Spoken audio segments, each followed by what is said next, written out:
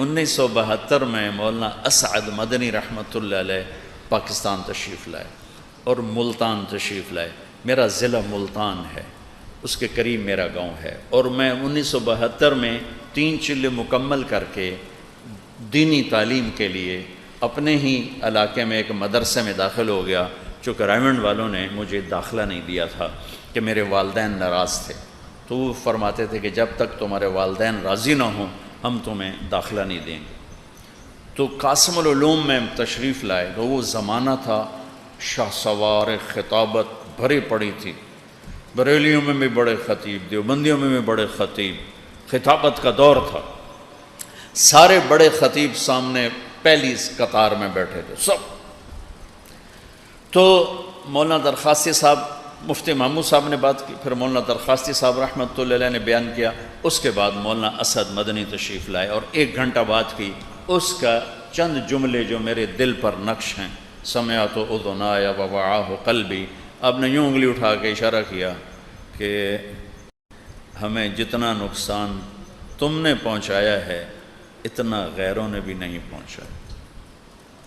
میں ممبر رسول پہ بیٹھا ہوں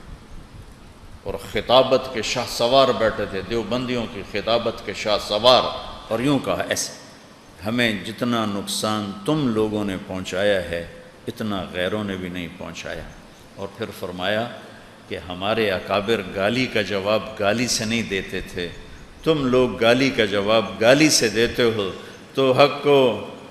باطل میں پہچان کیسے ہوگی۔ پھر ایک واقعہ سنایا کہ میرے والد صاحب رحمۃ اللہ علیہ ایک جگہ گئے، کسی شہر کا نام لیا، وہ نام بھول گیا، تو فجر کی نماز کے لیے فرمایا کہ مسجد قریب کون سی ہے، تو انہوں نے کہا جی یہ مسجد اپنی ہے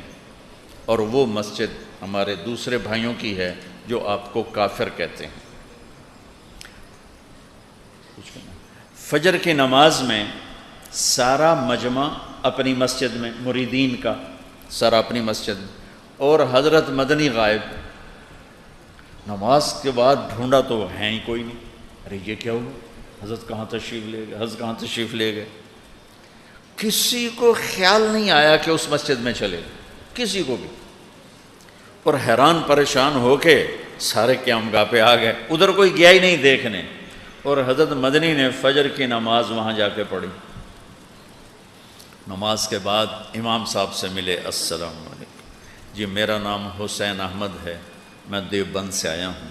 مجھے پتہ چلا ہے کہ آپ میرے بارے میں کوئی اشکال رکھتے ہیں، تو میں خود حاضر ہو گیا ہوں تاکہ بیٹھ کے بات ہو جائے۔ تو انہوں نے رونا شروع کر دیا، کہا میرا کوئی اشکال نہیں ہے، سب نفس پرستی ہے اور میں توبہ کرتا ہوں۔